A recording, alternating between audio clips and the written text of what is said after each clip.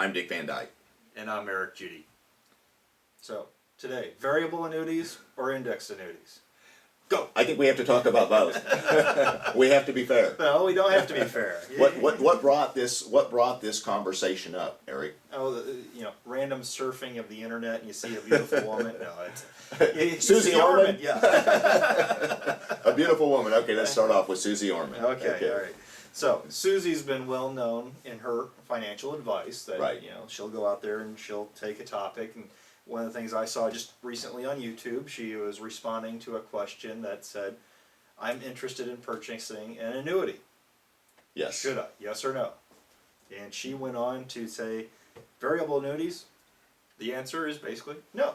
It's very short and sweet. Susie Orman, one thing, love her or hate her. That's right. She is opinionated in the way that she's going to give her opinion straightforward, and like it or leave it. And I can't say that we hold her up as the ultimate planner, but she does influence a lot of people. So I think it's worth talking about. She's a very, very good personality as far as being on the media, and she takes an opinion, right. and it makes for good television, good radio. So, right.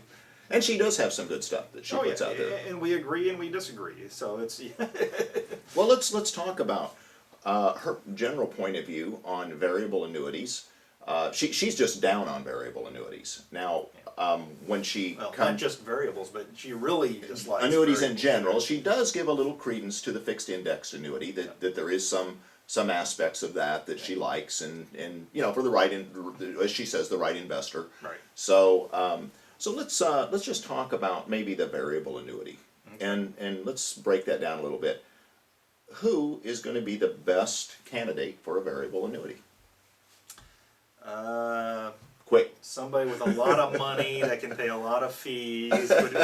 Now be fair. Be fair. Okay. You'd have to be younger, in my mind, and you have to be a market lover. And right. and you have to be a believer that you're going to get consistent upside market gains. Right. For just a standard variable annuity chassis. Yes. Because your principal's not protected. You're right. basically getting access to perhaps mutual funds that would have a loan right. share, or you'd pay an additional fee if you bought them just standard. So you're getting yes. a discount. Yeah. So if you're buying lots of mutual funds, right. you're in and out, you line share this one or this one. So let's say we have a younger person. They have some additional money above and beyond maybe their 401k and their IRA. Right. We call that non-qualified funds. Right. And they'd like to trade this money, and they'd like to be in the market, actively in the market, and move money in and out of things that they feel are worthwhile.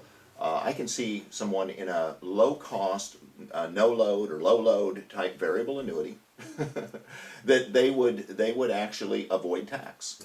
I know they're going to pay ordinary income tax down the line, but that would be the scenario that I can see.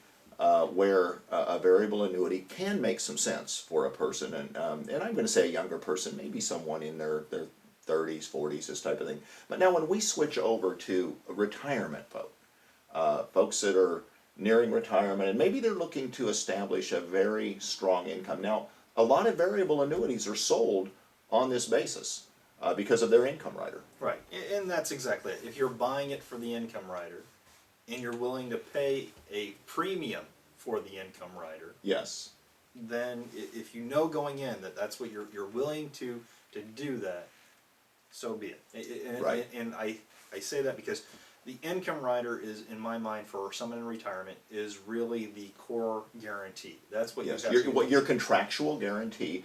And when we compare the variable in this realm to the hybrid or the fixed indexed annuity, then we see some pretty stark differences, especially in recent years. When I go back maybe 4 or 5 years ago, it seemed like the variable annuity income riders were superior to the fixed indexed and the hybrid annuity. And then over the last few years, it's been a complete switch around, where you can get a higher payout typically from a hybrid annuity. You can get a higher compounding roll-up for growth, for future income. And the fees are considerably less with a hybrid annuity. I mean, like 1/4 or 1/5 or even lower, so. And one of the things we should, and I want to back up and explain, because I get this question a lot, because people are confused. Yes, When they think, I'm interested in a variable annuity. When they say variable, I always have to say, all right, explain to me what a variable annuity is to you, to me. And Yes. in their mind, anything that doesn't have a set fixed rate of return year after year is a so they might variable. call an indexed annuity or a hybrid annuity a variable, And, right? and then we see the word hybrid again here. Yes, that gets very utilized confusing. In both the variable When someone world. starts talking to me about a hybrid, the first thing I have to decide is, are they talking to somebody that's trying to influence them to buy a variable annuity? Or were they talking about someone, something they had learned about an indexed annuity? For us, when we talk about hybrid annuities, Yes, it's a fixed index chassis right, with an income rider. right. Some people actually will use that term for a variable, and they say, well, it's a hybrid because we threw an income rider Right. on a variable as well. And, So, and there's some credence to that, but if we go with the, I guess the preponderance of evidence out there on hybrid annuities all over the internet, it's the fixed indexed annuity. exactly. It falls in the hybrid And category. so the key thing for us is variable does not mean variable rates of return. So when you're Mm-hmm. looking at a annuity that doesn't necessarily have that consistent return, like 1.5% year Yes, after year after yes. year, that doesn't mean it's a variable.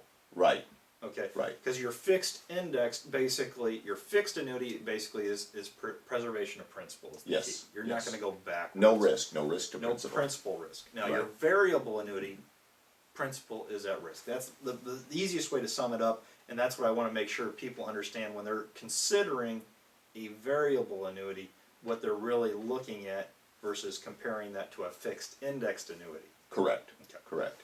And again, I think that if any of these annuities are used effectively in the right way, they're great financial planning tools. Yeah, but I want to go back to Susie Orman, because if you Yeah, because if 14 if we listen pages to here. Susie Orman, then But I always laugh because if you read all 14 pages here, and if you get down to the last 3 paragraphs, one of the last ones says annuities, when to say yes, and I laugh because this is the most important thing in my world. Uh-huh. If your goal is to have income during retirement years and you don't want to take any risk with this money, yeah, that's what we talk about. then I'd have to say that a single premium deferred annuity is great. Mm-hmm. Those are Susie's words, but you have to read through the other 14 pages to find. And then she goes on to say that if you want more detail, read my book. So I laugh because it's when we talk to people about retirement and taking risk in retirement, that's something you really don't want to do with your foundational income, and Right. so I always laugh when I look at that. Of course, if you want to maintain risk and keep gambling, Yeah. Well, let's put her video up on the blog, I'll add then that, and then this article will be there, so you can read it for yourself. So. And so, Eric, I mean, what's the best here? A hybrid annuity or a variable annuity? Well, are you going to make me choose for which type of person? We'd have to start this whole talk over. So I think that to summarize it, the variable annuity might work much better in today's market. For a younger person that wants to move around in a lot of investments, and they should also look for a lower cost type of variable annuity. Maybe I'd hate to name names here, but maybe a Vanguard or a Fidelity or something of that Oh nature. yeah. Oh, and see, I think you can do it Yes. without the annuity side too. I Yeah, really yeah, do. So, yeah. So you could, but that's just if you just want to invest. right. And Right. when we say Vanguard or Fidelity, it's because the fees there are less than A lot 1%. less, yes, Yeah. yes. But it still doesn't cover some of the other concerns that you buy an annuity for, and that's the strength of the income rider and this type of thing. And that's where the hybrid, I would have to say, for those that are near retirement, in most situations, they're going to get much better contractual guarantees, better income payouts, that type of thing, with a much lower fee structure. Yes. So that's where they fit in. Exactly. If Yeah. you're using this for retirement, fixed indexed takes the risk out of the way. Okay, I think we did it. Thank you, folks. See ya. Bye-bye.